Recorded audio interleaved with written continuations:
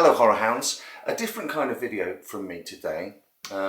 One of you guys, Jamie, as his entry to my current giveaway that's going on, asked me a question in the comments section of the giveaway video. I thought I'd answer it in a video. It's also a nice way for me to remind you that the giveaway's still going on. It's going to run all the way throughout March. It also lets me tell you that there are a couple of items in it that I missed off. My girlfriend very kindly crocheted a little mini Nosferatu to include, and I'm also including a little Hannibal Lecter. So that will go with your Daryl Dixon Walking Dead keychain, all your horror related coasters. It'll go with your novel of The Wolfen, which is superb. It'll go with your William Goldman novel of Magic that he adapted into an excellent film. It will go with your Omens 4 and 5, the novel continuations of the Omen trilogy. Omen 4 is not a novelisation of the shitty TV Omen for The Awakening. It's Armageddon 2000, motherfucker. And it also goes with a copy of Peter Cushing's autobiography. So, I got that in. It's a really good question. It's really timely. Otherwise, I'd have just answered in the comments section rather than doing this video. So, let me just put this stuff down. And let me tell you guys what the question is. So, Jamie Carter asks, in the horror universe, which two characters would you like to see face to face on film? It could be villain versus villain, hero versus villain, hero versus hero. For example, Ash from The Evil Dead versus Leatherface, he suggests, which brings to mind some excellent chainsaw fights, let's be perfectly honest. So, it's such a timely question because it ties together an awful lot of stuff. The first thing I'd say about that is, bizarrely, the first thing that springs to mind is a couple of graphic novels which are comic sequels to Freddy vs. Jason, Freddy vs. Jason vs. Ash, which I would recommend if you're fans of Nightmare on Elm Street, Friday the 13th and Evil Dead. Those are a hoot. Those actually formed part of the prize giveaway for my very first giveaway video. So it ties in nicely to that. They're great fun. I think they were made because talk of Freddy versus Jason versus Ash, it was bubbling around and there were rumours and it never happened. Freddy versus Jason 2 never happened, which is really unfortunate because that would have, round 2, ding ding, I'd have paid money to go and see that, absolutely. It's timely as well because relatively recently we got a video for a Japanese movie called Sadako versus Kayako, which I will link to the trailer down below if you haven't seen it already. I was umming and ahhing about whether to do a video specifically about that, and then Jamie's question popped up, and I thought, brilliant, we'll just combine everything.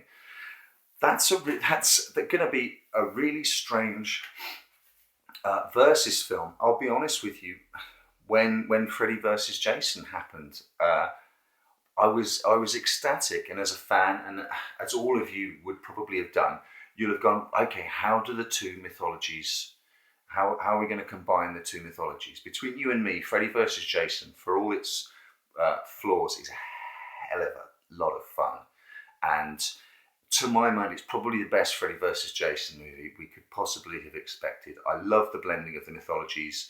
I thought it worked fantastically well. So now we've got the Ring universe, Ringu versus the Grudge universe. Probably slightly easier to marry because they're both from the culture of the vengeful or angry spirit.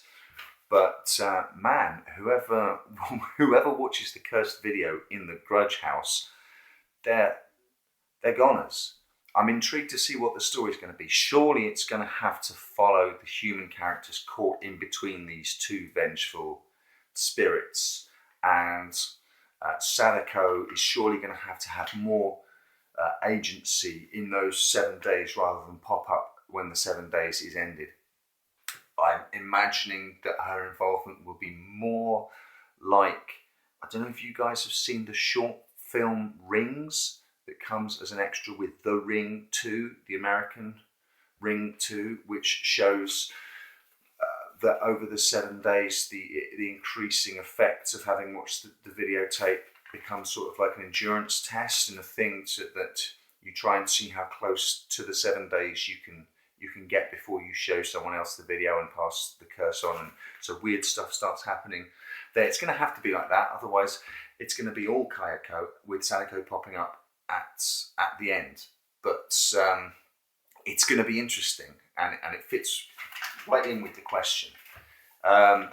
It's also a very timely question, thank you Jamie, because it does remind me that I do need to get off my backside and do the next of my classic Universal series of reviews, because that's Wolfman and Frankenstein Meets the Wolfman, the first mashup.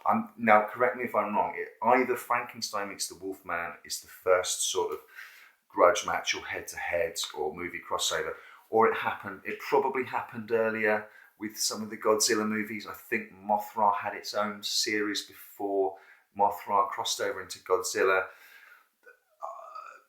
Someone tell me if I'm wrong, but certainly we can agree that the granddaddies, let's call them that, are going to be your Godzillas and your Universal Classic monster mashups. So I promise you, I will finish that series. To answer the question,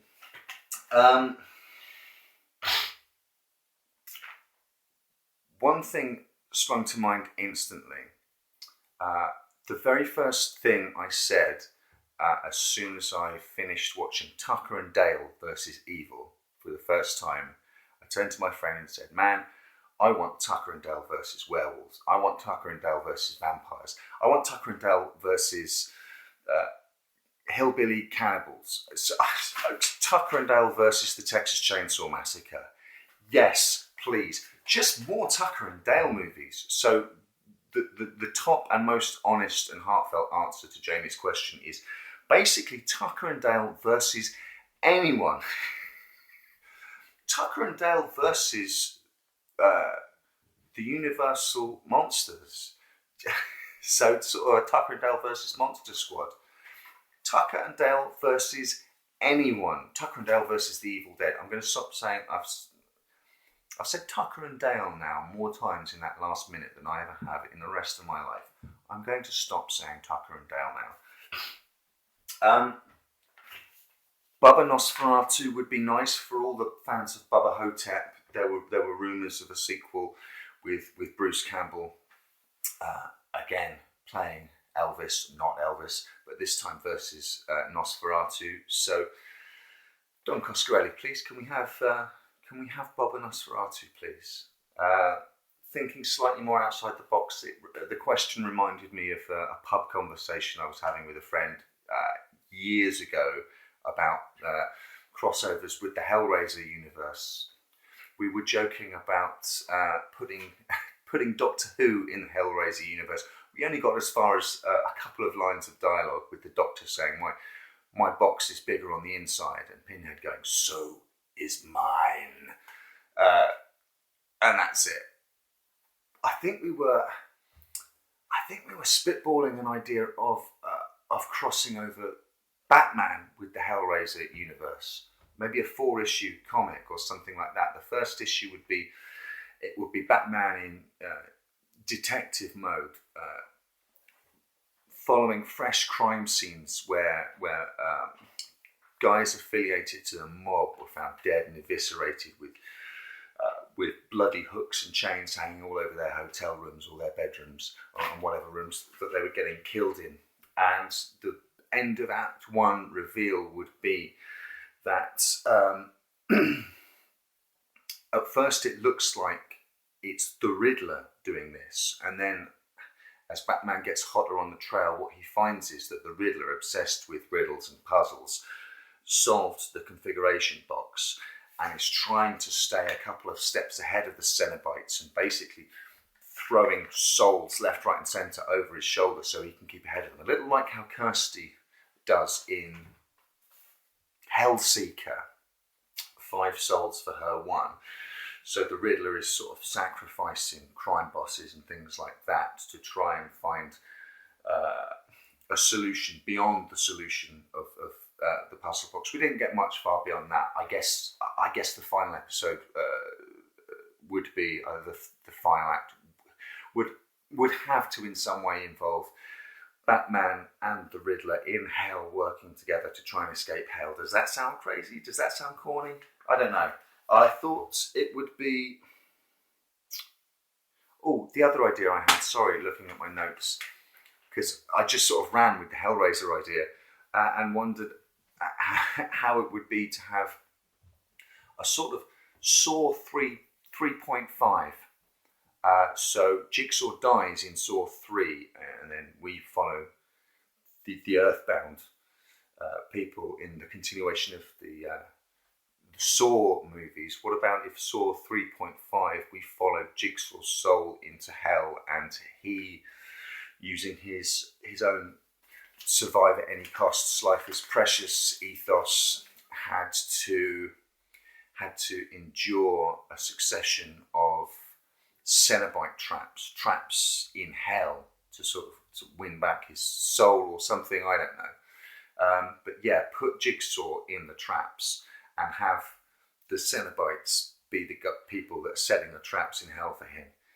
That sounds a little corny as well, but who knows? That could be quite cool. So over to you guys, really. Jamie's question is an excellent question. Who would you want to see going head to head?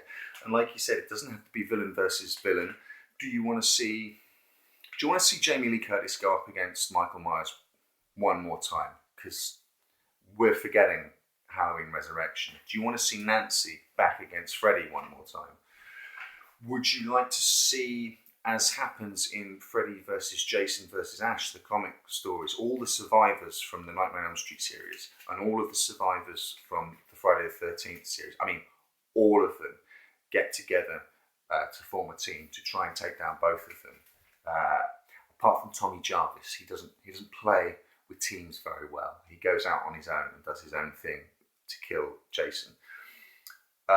What would you like to see? Who would you like to see? What are your fantastic mashup suggestions? And or if you just want to talk about Sadako versus Kayako, whether you think it's a money grab, whether you think it could be a fun versus grudge match in the vein of Freddy versus Jason, or if you're just happy to get more Sadako or more Kayako, tell me what you think. If you've ever got more questions for me, just always ask, because I'll answer. I'll tell you, either I'll do another video like this, or in the comments, I'll tell you.